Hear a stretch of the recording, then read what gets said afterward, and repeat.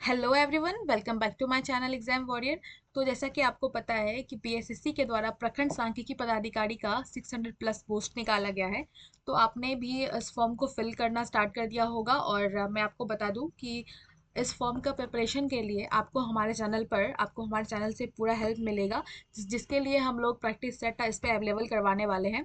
तो आज जो हमारा पहला प्रैक्टिस सेट आया है वो किरण पब्लिकेशन का है, और आपको बता दें कि किरण पब्लिकेशन का जो बुक पब्लिश किया गया है प्रैक्टिस सेट के लिए, उसमें टोटल 10 प्रैक्टिस सेट है और हम लोग ये 10 प्रैक्टिस सेट आपको हमारे चैनल पर करवा देंगे। तो चलिए इस वीडियो को स्टार्ट करते हैं और पहला प्रैक्टिस सेट देखते हैं। प्रैक्टिस सेट फर्स्ट में जो पहला प्रश्न है आपका, वो आपके सामने आपके स्क्रीन पे है। भारत की पहली आर्थिक जनगणना राज्य और केंद्र शासित प्रदेशों के सहयोग से डैश के दौरान लक्षद्वीप को छोड़कर संपूर्ण देश में आयोजित की गई थी। आपके ऑप्शन है 1977, 1997, 1967 और 1987। तो अगर आपको इसका आंसर पता है तो आप कमेंट में बता सकते हैं, और इसका आंसर है 1997। ठीक है, ये जो जनगणना है वो संपूर्ण देश में 1997 में आयोजित की गई थी। सेकंड क्वेश्चन है, भारत ने किस वर्ष अंतरिम अवधि के लिए दोहरी विनिमय दर को अपनाया? 1992, 1994, 1996, 1990। तो करेक्ट ऑप्शन है 1992, option number 1। Third number question है, कटखल, जीरी, चीरी, मोधुरा, लोगई, सोनई, रुकनी और सिंगला किस नदी की प्रमुख सहायक नदियां हैं? दामोदर, घाघरा, चंबल, बड़ाक। तो करेक्ट ऑप्शन है बड़ाक। बड़ाक नदी की ये सारी सहायक नदियां हैं। क्वेश्चन नंबर 4, निम्नलिखित में से किसके द्वारा फास्टिंग और फिस्टिंग नामक एक परिवार की कहानी पर आधारित उपन्यास लिखा गया था? आपके ऑप्शन है अरविंद अगीडा, second option Anita Desai, third option Kiran Desai and last है अरुंधति राय। आपको बताना है कि फास्टिंग फिस्टिंग ये किसके द्वारा उपन्यास लिखा गया है? तो ये लिखा गया है अनीता देसाई के द्वारा। फास्टिंग फिस्टिंग आप याद रखेंगे। फिफ्थ क्वेश्चन है, दो फीफा फुटबॉल विश्व कपों के बीच डैश का अंतराल होता है? कितने वर्षों का अंतराल होता है?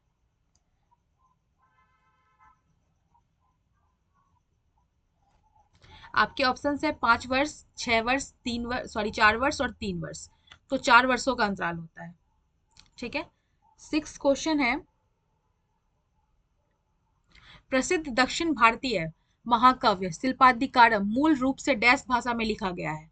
आपके ऑप्शन है मलयालम, तेलुगु, तमिल, संस्कृत।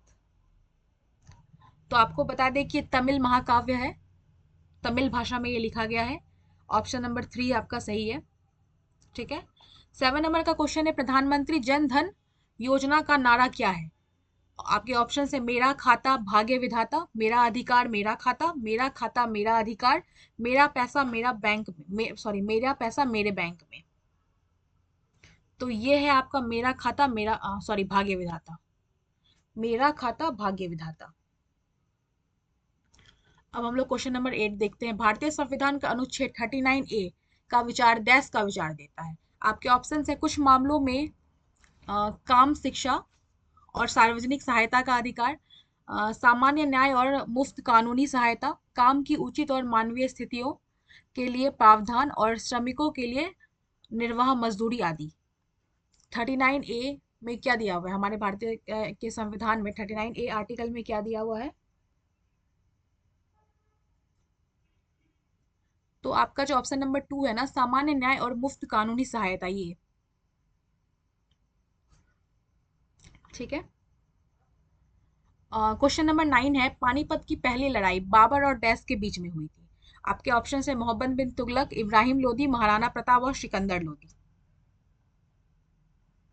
तो आपको पता होगा कि पानीपत की पहली लड़ाई बाबर और इब्राहिम लोदी के बीच हुई थी, और इब्राहिम लोदी किस वंश के थे? ठीक है, आपको बताना है। आप अपना कमेंट बॉक्स में जाकर जरूर बताइएगा कि इब्राहिम लोदी किस वंश के थे। ठीक है। 10th क्वेश्चन है, बेगमपुरी मस्जिद का निर्माण डैश सुल्तान डैश के शासनकाल के दौरान किया गया था? कुतुबुद्दीन ऐबक, मोहम्मद बिन तुगलक, जलालुद्दीन खिलजी, गयासुद्दीन बलबन। तो आपको बता दें मोहम्मद बिन तुगलक के टाइम पे किया गया था बेगमपुरी मस्जिद का निर्माण। ठीक है। मौर्य वंश की स्थापना के लिए चंद्रगुप्त मौर्य ने किसे हराया था? महापद्मनंद, बिंबिसार, घनानंद, अजातशत्रु। घनानंद को हराया था। असम के मुख्यमंत्री ने किस शहर को राज्य की दूसरी राजधानी बनाने की घोषणा की है? गुवाहाटी, सिलचर, जोरहाट और डिब्रूगढ़। डिब्रूगढ़ इसका सही आंसर है, डिब्रूगढ़। मगध के किस शासक को कली का अंश, परशुराम अवतार, क्षत्रिय का नाशक, सर्वछत्रांतक, एक क्षत्र और एक राट कहा जाता है? आपके ऑप्शन है घनानंद, महापद्मनंद, अजातशत्रु और उदयन। तो ये जो है ना महापद्मनंद के नाम है, महापद्मनंद को कहा जाता है। दक्षिण भारत के निम्नलिखित में से किस नृत्य को मयूर नृत्य कहा जाता है? गर्दी, मईल अट्टम, पडायनी और कुम्मी। तो मईल अट्टम जो है ना उसको मयूर नृत्य कहा जाता है। ईरान के अंतरिम राष्ट्रपति के रूप में किसे नियुक्त किया गया है? अहमद वहीदी, मोहम्मद हुसैनी, मोहम्मद मेहदी इस्माइली और मोहम्मद मोखबर। मोहम्मद मुखबर को नियुक्त किया गया है। पटना में स्थित गोलघर का निर्माण किस गवर्नर जनरल के काल में हुआ था? Warren Hasting, Lord Harding, Lord Canning और लॉर्ड कॉर्नवालिस। आपको बताना है कि कौन से गवर्नर जनरल के काल में पटना में स्थित गोलघर का निर्माण करवाया गया था। तो ये हो जाएगा लॉर्ड कॉर्नवालिस। ठीक है। वॉलीबॉल के खेल में लिबेरो एक डैश होता है? विशेषज्ञ अटैकिंग खिलाड़ी, विशेषज्ञ डिफेंसिव खिलाड़ी, स्मैशिंग विशेषज्ञ और बॉल्किंग विशेषज्ञ। कौन सा होता है ये होता है विशेषज्ञ डिफेंसिव खिलाड़ी।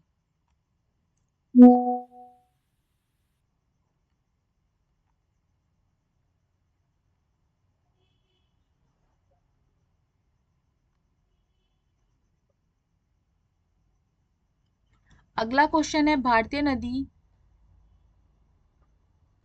अगला क्वेश्चन है भारतीय नदी तंत्रों के बारे में निम्नलिखित में से कौन सा कथन सही है?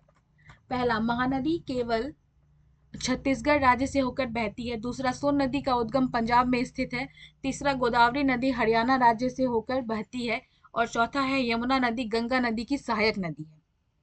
कौन सा कथन आपको बताना है सही है?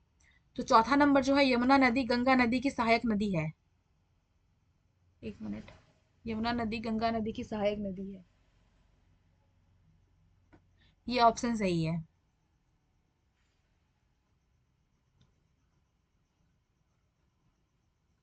ठीक है।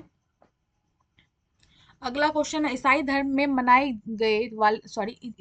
मनाए जाने वाले त्योहारों के संबंध में निम्नलिखित में से कौन सा कथन सही है? ईस्टर यीशु मसीह के पुनरुत्थान के लिए मनाया जाने वाला दिन है। बाइबल के अनुसार यीशु की को सूली पर चढ़ाए जाने के 3 दिन बाद वह फिर से जीवित हो गए थे। और तीसरा है गुड फ्राइडे ईसा मसीह के सूली पर चढ़ने के दिन को मनाने के लिए है। आपको बताना है इसमें से कौन से ऑप्शन सही है। तो ए बी सी तीनों सही है। नेक्स्ट क्वेश्चन है निम्नलिखित में से किसने मध्य भारत में चमड़ा श्रमिकों को बेहतरी के लिए सतनामी आंदोलन शुरू किया था? भीमराव अंबेडकर, स्वामी विवेकानंद, गुरु घासीदास या फिर महात्मा गांधी। तो फिर ये हैं गुरु घासीदास। अगला क्वेश्चन, एलोरा गुफाओं में कितने मंदिर और मठ है? 29, 23, 34, 18। ये है 34। 34 मंदिर, सॉरी, गुफाओं में 34 मंदिर और मठ है। ठीक है। अगला क्वेश्चन है केंद्रीय बजट 2025-26 में कुल कितना व्यय आवंटित किया गया है? 45 लाख करोड़ रुपए, 50.65 लाख करोड़ रुपए, 55 लाख करोड़ रुपए, 60 लाख करोड़ रुपए। तो ये हो जाएगा 50.65 लाख करोड़ रुपए। ठीक है। भारतीय रिजर्व बैंक की स्थापना कब की गई थी? बहुत अच्छा प्रश्न है ये। 1 अप्रैल 1925, 1 अप्रैल 1945, 1 अप्रैल 1955 एंड 1 अप्रैल 1935। तो भारतीय रिजर्व बैंक की स्थापना की गई थी 1 अप्रैल 1935। Option number 4। अगला प्रश्न है, झाली कौन सी भारतीय राज्य की लोक नृत्य है? झाली बिहार, उत्तर प्रदेश, मध्य प्रदेश, हिमाचल प्रदेश। तो झाली जो है वो हिमाचल प्रदेश की है। ठीक है। निम्नलिखित में से किसने ब्रिटिश भारतीय सरकार को राजनीतिक गतिविधियों को दबाने के लिए अत्यधिक शक्तियां प्रदान की और राजनीतिक कैदियों को बिना किसी मुकदमे के 2 साल तक हिरासत में रखने की अनुमति दी? ये आपके ऑप्शन है, रॉलेट एक्ट, भारतीय अनुबंध अधिनियम, परक्राम्य लिखित अधिनियम, या फिर भारतीय गुलामी अधिनियम। तो ये हो जाएगा रॉलेट एक्ट। ठीक है। अगला प्रश्न है, भारत में सरकार की संसदीय प्रणाली निम्नलिखित में से किस संसदीय सरकार के पैटर्न पर आधारित है? आपके ऑप्शन है, ब्रिटेन, रूसी, अमेरिका, या फिर कैनेडियन। तो ये हो जाएगा ब्रिटेन के शासन प्रणाली पर आधारित है।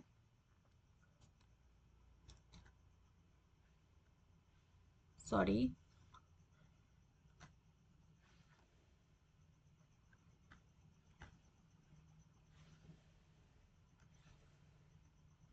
अगला क्वेश्चन है, कजली या फिर कजरी तीज भारत के किस राज्य का सांस्कृतिक उत्सव है?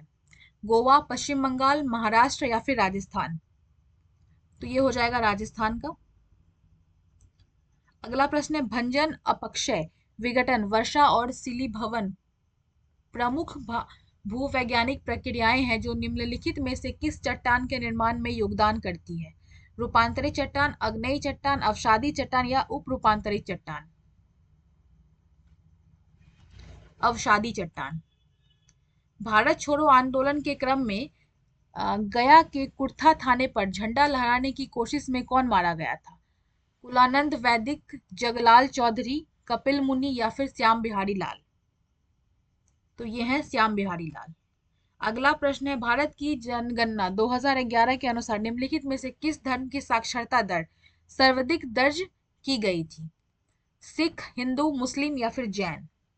तो ये हो जाएगा जैन। अगला प्रश्न है, स्वतंत्रता मेरा जन्मसिद्ध अधिकार है और मैं इसे लेकर रहूंगा। ये किसने कहा है? तो आप सबको पता है, ये बाल गंगाधर सॉरी लोकमान्य बाल गंगाधर तिलक ने कहा है। अगला प्रश्न है, निम्नलिखित में से कौन सी भारत की संसदीय सरकार की विशेषता नहीं है? आपके ऑप्शन है, विधायिका में मंत्रियों की सदस्यता, नाम मात्र और वास्तविक कार्यपालिकाओं पालकों की उपस्थिति। अगला ऑप्शन है, बहुमत दल का शासन, या फिर राज्यसभा का विघटन। आपको बताना है कि संसदीय सरकार की कौन सी विशेषता नहीं है। तो ये है राज्यसभा का विघटन। राज्यसभा का विघटन जो है संसदीय सरकार की विशेषता नहीं है। निम्नलिखित में से कौन माइक्रो फाइनेंस क्षेत्र में एक प्रमुख घटक नहीं है? लघु वित्त बैंक, क्षेत्रीय ग्रामीण बैंक, आईडीबीआई, या फिर वाणिज्यिक बैंक। तो करेक्ट ऑप्शन है आईडीबीआई। संयुक्त अरब अमीरात के राष्ट्रपति शेख मोहम्मद बिन जायद अल नाहयान ने 2025 को डैश घोषित किया है? सुरक्षा का वर्ष, सतत जल संसाधन का वर्ष, डिजिटल विभाजन को दूर करने का वर्ष, या फिर समुदाय का वर्ष। तो ये हो जाएगा समुदाय का वर्ष।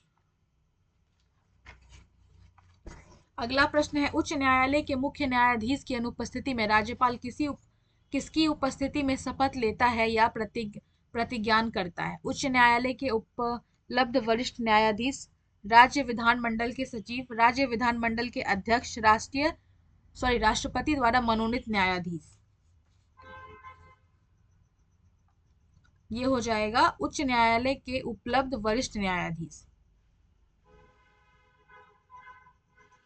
36 नंबर का क्वेश्चन है, भारत की जनगणना 2011 के अनुसार निम्नलिखित में से राज्यों के किस समूह में सबसे अधिक जनसंख्या दर्ज की गई है? पहला है महाराष्ट्र और बिहार, दूसरा है तमिलनाडु और कर्नाटक, तीसरा है बिहार और पश्चिम बंगाल, और लास्ट ऑप्शन है पश्चिम बंगाल और मध्य प्रदेश। तो इसका करेक्ट ऑप्शन हो जाएगा महाराष्ट्र और बिहार।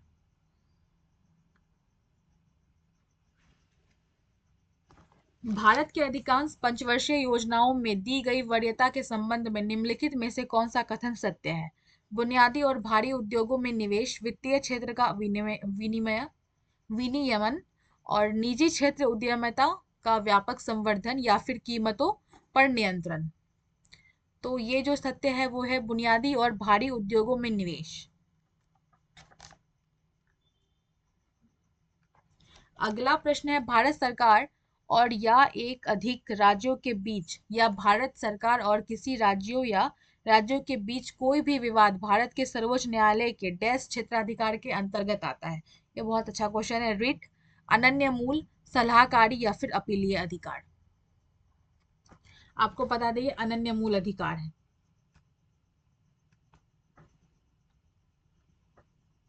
2047 तक विकसित भारत हासिल करने के लिए भारत का औसत विकास दर कितनी बनाई रखनी होगी? 6%, 7%, 8% या फिर 9%?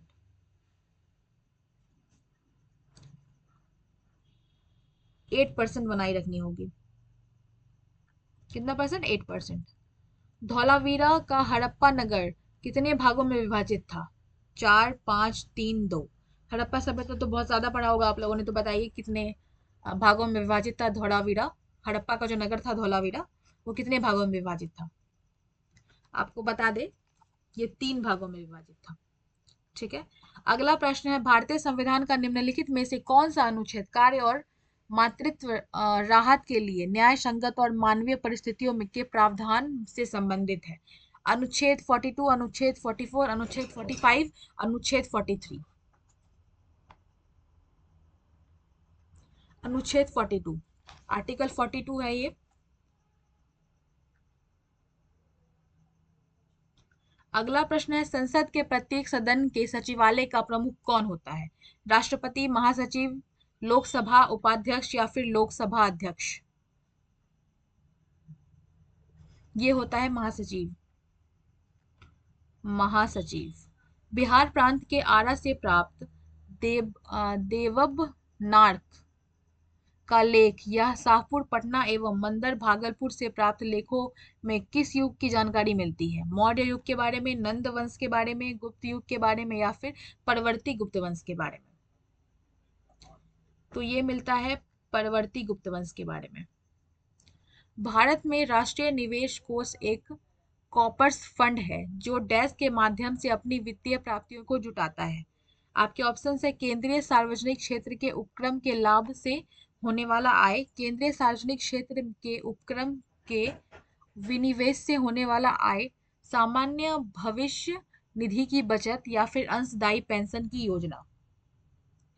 तो ये है केंद्रीय सार्वजनिक क्षेत्र के उपक्रमों के विनिवेश से होने वाले आय।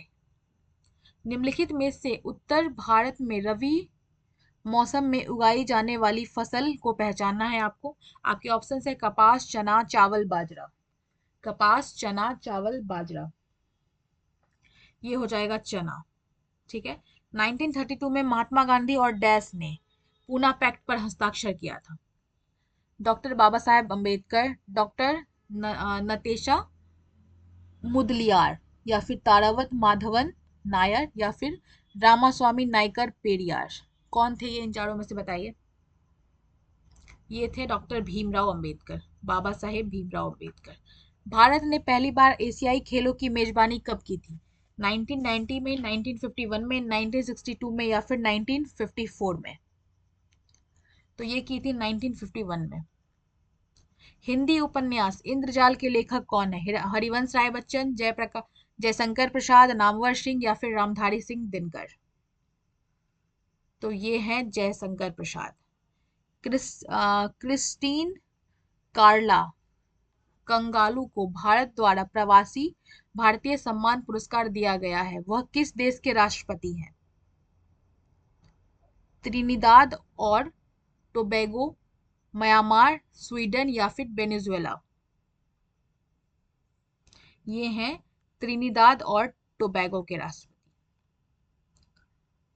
सामान्य अध्ययन का आखिरी प्रश्न जो है, बिहार राज्य की चौहद्दी कौन सी है? उत्तर में नेपाल, दक्षिण में उत्तर प्रदेश और ओडिशा और पूर्व में झारखंड तथा पश्चिम में मध्य प्रदेश? या फिर उत्तर में नेपाल, दक्षिण में झारखंड, पूर्व में पश्चिम बंगाल तथा पश्चिम में मध्य प्रदेश? या फिर उत्तर में नेपाल, दक्षिण में झारखंड, पूर्व में पश्चिम बंगाल तथा पश्चिम में उत्तर प्रदेश? या फिर लास्ट ऑप्शन है उत्तर में झारखंड, सॉरी उत्तर में उत्तर प्रदेश, दक्षिण में झारखंड, पूर्व में पश्चिम बंगाल और पश्चिम में नेपाल? तो आपका सही ऑप्शन है उत्तर में नेपाल, दक्षिण में झारखंड, पूर्व में पश्चिम बंगाल और पश्चिम में उत्तर प्रदेश। चलिए आगे का जो प्रश्न है वो विज्ञान एवं गणित का है। विज्ञान का पहला प्रश्न है, मेंडलीफ के आवर्त नियम के अनुसार इनमें से कौन सा कथन सत्य है? तत्वों के गुणधर्म उनके परमाणु द्रव्यमान के आवर्ती फलन होते हैं। तत्वों के गुणधर्म उनके परमाणु क्रमांकों के आवर्ती फलन होते हैं। तत्वों के गुणधर्म उनके रंग के आवर्ती फलन होते हैं, या फिर तत्वों के गुणधर्म उनके चुंबकीय गुणों के आवर्ती फलन होते हैं। आपको बताना है कि कौन सा ऑप्शन सही है। तो पहला जो ऑप्शन है ना, तत्वों के गुणधर्म उनके परमाणु द्रव्यमानों के आवर्ती फलन होते हैं, ये सही है। अगला क्वेश्चन है, कई प्रतिरोधों को समांतर क्रम में संयोजित करने को इनमें से किसके समतुल्य माना जा सकता है? चालक की अनुप्रस्थ काट के क्षेत्रफल में वृद्धि करना, चालक की अनुप्रस्थ काट के क्षेत्रफल में कमी करना, चालक की लंबाई में वृद्धि करना, चालक के प्रतिरोध में वृद्धि करना। तो ये हो जाएगा चालक के अनुप्रस्थ काट के क्षेत्रफल में वृद्धि करना। हाइड्रोजन और ऑक्सीजन से पानी का बनना डैश का एक उदाहरण है। हाइड्रोजन और ऑक्सीजन से पानी का बनना, ये संयोजन प्रतिक्रिया का एक उदाहरण है। डैश को मूल शीर्ष की लगातार विभाजित होने वाली कोशिकाओं द्वारा दर्शाया जाता है। पहला है विभज्योतक विकास, परिपक्वता, हार्मोनल स्तर बढ़ाना या फिर अंकुरन। यह हो जाएगा विभज्योतक विकास। अगला प्रश्न है, एक प्रकाशित उपकरण Y को फोकस दूरी धनात्मक है तो Y एक डैश है। आपको बताना है Y क्या है। तो Y या तो उत्तल लेंस है या फिर उत्तल दर्पण। मानव हृदय में अनुशीतलन के दौरान निम्नलिखित में से कौन सी घटना होती है? तो ये होती है रक्त निलय में प्रवेश करता है। ठीक है। डैश का रासायनिक नाम कैल्शियम सल्फेट डाइहाइड्रेट है। Dhawan soda, Dhawan soda, I think यहाँ धोवन सोडा होना चाहिए, जिप्सम, बेकिंग सोडा या फिर प्लास्टर ऑफ पेरिस। तो आपको बता दें ये जिप्सम है। लेंस द्वारा उत्पन्न आवर्धक किसके बराबर होता है? Minus u by b, u by b, b by u या फिर minus u by b by u. किसके बराबर होता है ये बराबर होता है ऑप्शन नंबर 4 के माइनस बी बाई यू। प्रतिरोधकता वाले धातु के तार को 4 बराबर भागों में विभाजित किया जाता है तो प्रत्येक भाग की प्रतिरोधकता है। अगर हम लोग इसको 4 भाग में विभाजित करेंगे तो प्रत्येक भाग का प्रतिरोधकता आपको बताना है।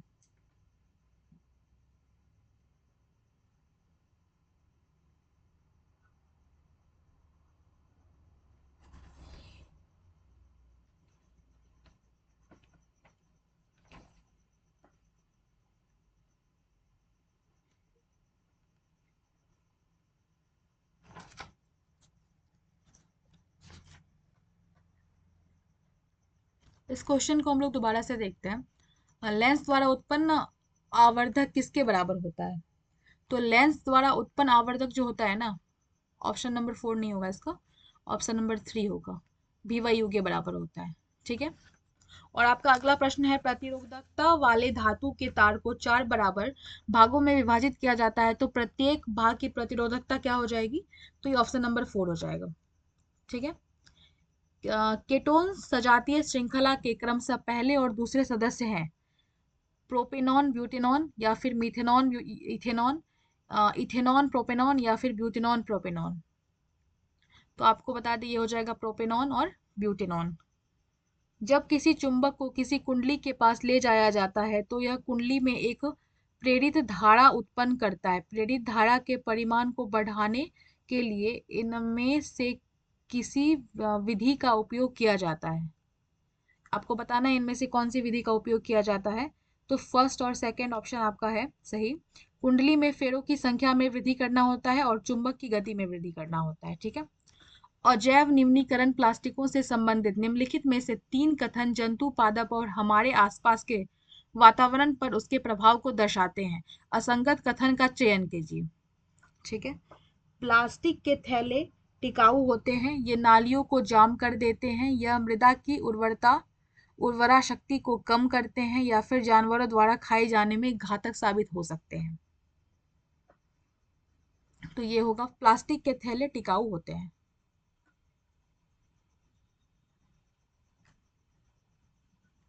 ये है जो इसका अकॉर्डिंग ये असंगत है। ठीक है, अगला है 63 का क्वेश्चन। एक गोलीय दर्पण एक सीधा तथा छोटा प्रतिबिंब निर्मित करता है। गोलीय दर्पण के बारे में सही कथनों की पहचान कीजिए।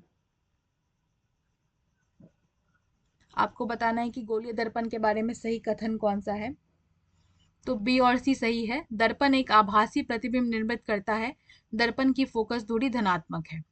ठीक है, 6 फेरों वाली एक धारावाही वृत्ताकार कुंडली के कारण उत्पन्न चुंबकीय क्षेत्र समान धारा प्रवाह वाले एकल वृत्ताकार के कारण उत्पन्न चुंबकीय क्षेत्र के डैश के बराबर होगा। 2 गुने के बराबर, 4 गुने के बराबर, 8 गुने के बराबर, या फिर 6 गुने के बराबर। ये हो जाएगा 6 गुने के बराबर। ठीक है, मौखिक गर्भ निरोधक गोलियां डैश को रोककर काम करती है।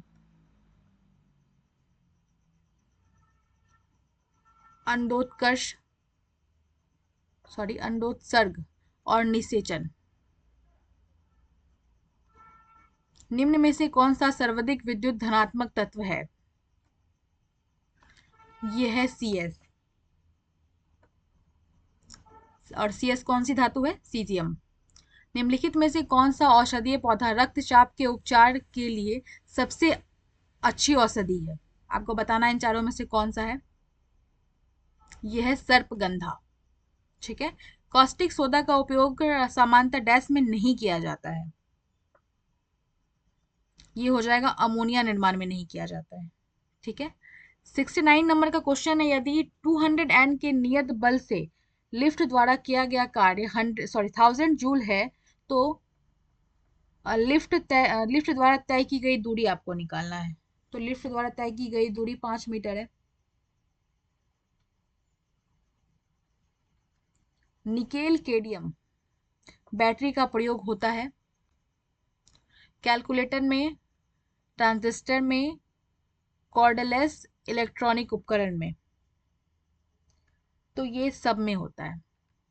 एक हल्के एवं एक भारी पिंड की गतिज ऊर्जा समान है, किसका संवेग अधिक होगा?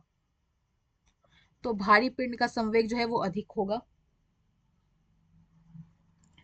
वाहिकाएं डैश में प्रमुख जल संचालन कोशिकाएं हैं।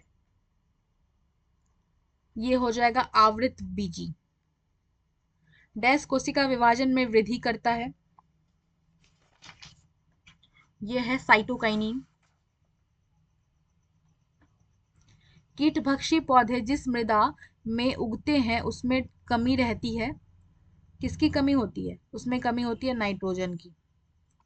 अगला प्रश्न है, किस पदार्थ का उपयोग बर्तनों को चमकीला बनाने के लिए किया जाता है? ये हो जाएगा zinc chloride. Sorry, zinc chloride नहीं, जिंक ऑक्साइड होगा ये हो जाएगा जिंक ऑक्साइड। ठीक है, अगला जो प्रश्न है ये आपका प्रश्न है, मैथ्स का प्रश्न है। ए, बी और सी एक कार्य को क्रमशः 8, 10 और 12 दिन में पूरा कर सकते हैं। वे सभी एक साथ कार्य करते हुए उसी कार्य को कितने दिन में पूरा करेंगे? तो जो भी मैथ्स और रीजनिंग के क्वेश्चन है ना, ये आपको मैं PDF में अवेलेबल करवा रही हूँ, और क्वेश्चन को मैं पढ़ के इसका आंसर भी आपको बता दे रही हूँ। ठीक है, आपको क्या करना है ना, आप खुद से इस क्वेश्चन को सॉल्व कर लीजिएगा तो आपका प्रैक्टिस हो जाएगा। ठीक है,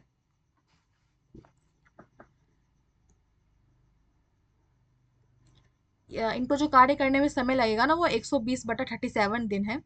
ठीक है, यदि चाय की कीमत 28% बढ़ जाती है तो इसकी खपत को कितने प्रतिशत न्यूनतम पूर्णांक तय सही कम किया जाना चाहिए ताकि इस पर खर्च आवर्तित रहे?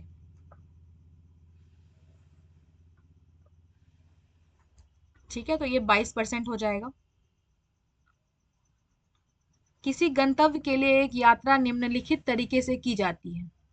ठीक है, 55 किलोमीटर घंटा की औसत गति से ट्रेन द्वारा, 250 किलोमीटर, और 500 किलोमीटर प्रति घंटा की औसत गति से विमान के द्वारा, 4500 किलोमीटर और 25 किलोमीटर घंटा की दूरी से, सॉरी, घंटा की गति से नाव से 400 किलोमीटर, और 35 किलोमीटर घंटा की औसत गति से ऑटो से 55 किलोमीटर। ठीक है, तो पूरी यात्रा में औसत गति क्या है? आपको पूरी यात्रा की औसत गति निकालनी है। ये हो जाएगा 150, 150 इंटीजर 135 बाई 256 किलोमीटर घंटा। एक व्यक्ति 4% वार्षिक साधारण ब्याज पर 2 वर्ष के लिए 5,000 रुपये उधार लेता है। वह तुरंत इसे दूसरी व्यक्ति को 25/4% वार्षिक वार्षिक की दर से 2 वर्ष के लिए उधार दे देता है। इस लेन देन में उसके लाभ की गणना करें। 225, 275, 200 या फिर 250। तो ये हो जाएगा 225। अरुण ने 525 रुपए में 150 रुपए का अमरूद खरीदा और 36 रुपए प्रति दर्जन की दर से और उसको बेच दिया। ठीक है, अरुण का लाभ या हानि प्रतिशत आपको ज्ञात करना है।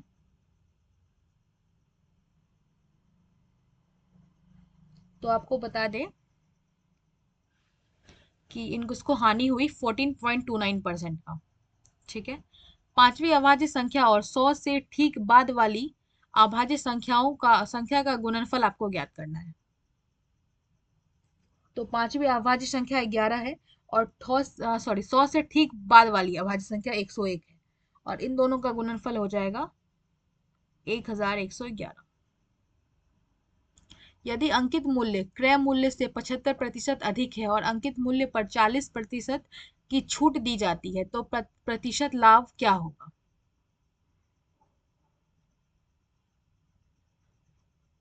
5%।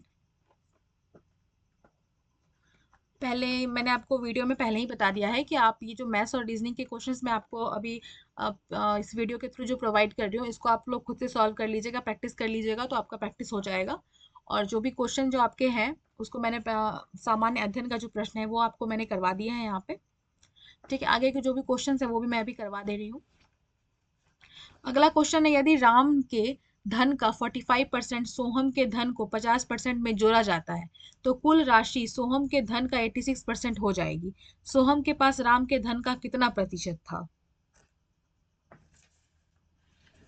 तो ये हो जाएगा 125%। ठीक है, 8.3 मीटर लंबे एवं ऊर्ध्वाधर खंबे की छाया 4.15 मीटर लंबी है। उस पेड़ की ऊंचाई ज्ञात कीजिए जिसकी समान परिस्थितियों में 40 मीटर लंबी छाया बनती है। ये हो जाएगा 80 मीटर। अब ये जो आपको पूरा इक्वेशन है इसको सॉल्व करना है,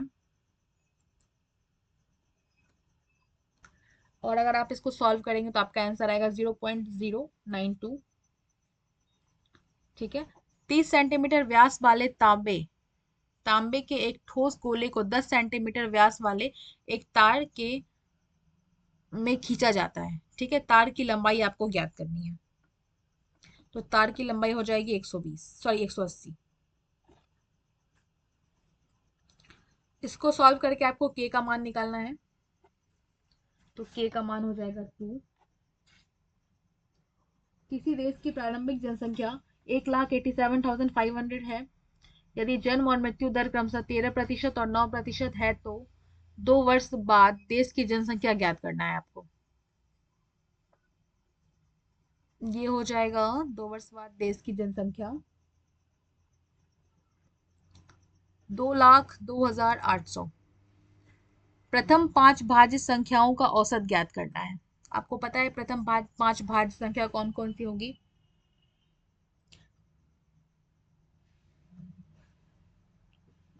ठीक है, और उसका औसत हो जाएगा 7.4।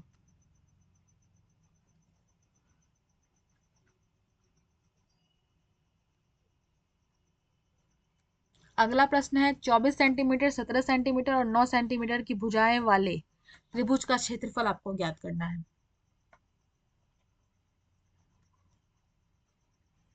40√2। यदि P अकेले किसी काम को 3 घंटे में पूरा कर सकता है और Q अकेले उसी काम को 6 घंटे में पूरा कर सकता है, तो वे दोनों एक साथ मिलकर उस काम को x मिनट में पूरा करेंगे, तो आपको x का मान निकालना है। तो x का मान हो जाएगा 120 मिनट। एक वर्ष के लिए मूलधन और मिश्रधन का अनुपात 5:6 है। प्रति वर्ष साधारण ब्याज की दर आपको ज्ञात करनी है। ये हो जाएगा 20%। एक नाविक धारा के विपरीत 2 घंटे में 6 किलोमीटर जाता है और धारा की दिशा में 7.5 मिनट में 1.5 किलोमीटर जाता है। स्थिर जल की में 30 किलोमीटर जाने में उसे कितना समय लगेगा? उसको टोटल समय लग जाएगा 4.0। सरसों के तेल का अंकित मूल्य इसके क्रय मूल्य से 10% अधिक है। इसे अंकित मूल्य से कितने प्रतिशत कम कर बेचा जाना चाहिए ताकि ना लाभ हो और ना हानि? 9 इंटीजर 1/11%। एक समलंब चतुर्भुज का क्षेत्रफल 180 सेंटीमीटर स्क्वायर है और उसके दो समांतर भुजाओं की लंबाई 28 सेंटीमीटर और 12 सेंटीमीटर है। समांतर भुजाओं के बीच की दूरी ज्ञात कीजिए।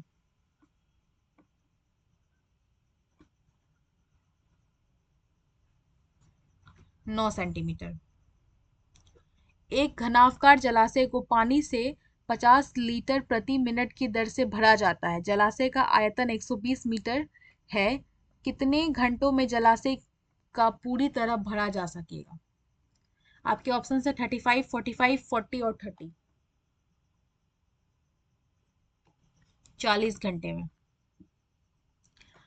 3600 रुपए को इस प्रकार बांटा जाता है कि पहले भाग का आधा दूसरे भाग का 1/3 और तीसरे भाग का 5वां भाग समान है। तीसरे भाग का मान कितना है? तीसरे भाग का मान है 1800। एक स्टोर एक वस्तु को 500 रुपए में बेचता है और 25% की लाभ अर्जित करता है। बाद में पुरानी वस्तुओं को बेचने के लिए स्टोर वस्तु का मूल्य 20% कम कर देता है। स्टोर का नया लाभ या हानि प्रतिशत आपको बताना है। इसको ना लाभ होगा ना हानि होगा। सुशांत ने 20 रुपए प्रति पैकेट की दर से तेल के 3 पैकेट, 21 रुपए प्रति पैकेट की दर से तेल के 4 पैकेट और 22 रुपए प्रति पैकेट की दर से तेल के 3 पैकेट खरीदे। तेल के एक पैकेट की औसत मूल्य कितना है?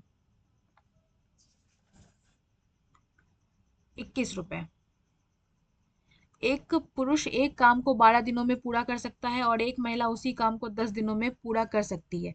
2 पुरुष और 3 महिलाएं एक दिन छोड़कर काम करते हैं तो पुरुष पहले दिन काम शुरू करते हैं और पुरुष पहले दिन काम शुरू करते हैं तो काम डैश दिनों में पूरा हो जाएगा? 22/5। अब है आपके रीजनिंग के प्रश्न। मानसिक क्षमता जांच।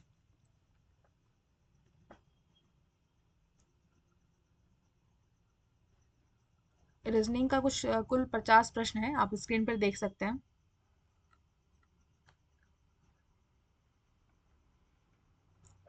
रीजनिंग का प्रश्न भी अगर आपको करना है तो इसको मैं नेक्स्ट वीडियो में करवा दूंगी, या फिर हो सकता है कि रीजनिंग का मैं पूरा एक वीडियो ही बना लूँ जिसमें मैं 10 प्रैक्टिस सेट का रीजनिंग आपको करवा दूंगी। ठीक है, तो इस वीडियो में इतना ही। और अभी आपको कल प्रैक्टिस सेट 2 मिल जाएगा किरण पब्लिकेशन का। और बीएसएससी का जो प्रखंड सांख्यिकी पदाधिकारी का जो भी प्रैक्टिस सेट आएगा मार्केट में, हम आपको सारा अवेलेबल करवा देंगे। इसलिए अगर आप हमारे चैनल पर नए हैं तो प्लीज़ इस चैनल को सब्सक्राइब कर दीजिए और इस वीडियो को लाइक करिए और ज़्यादा से ज़्यादा शेयर करिए, ताकि और भी जो भी बच्चे इस फॉर्म को फिल कर रहे हैं उस तक ये वीडियो पहुँचे। और ये वीडियो काफ़ी हेल्पफुल होने वाला है, क्योंकि अभी तक प्रखंड सांख्यिकी पदाधिकारी के लिए कोई भी प्रैक्टिस सेट आया नहीं है मार्केट में। ये पहला है और आप यहाँ से स्टार्ट करिए। और जितना भी प्रैक्टिस सेट मार्केट में है उतना अगर आप प्रैक्टिस सेट कंप्लीट करते हैं तो आई विश कि आप एग्जाम क्लियर कर पाएंगे। Thank you so much for watching. मिलते हैं नेक्स्ट वीडियो में। और आपको इस पोस्ट के लिए हर दिन हमारे चैनल पे आपको वीडियो मिलेगा। हर दिन कोई ना कोई नया प्रैक्टिस सेट मिलेगा, इसलिए आप हमारे चैनल को सब्सक्राइब कर लीजिए। Thank you so much for watching. Bye. Have a nice day.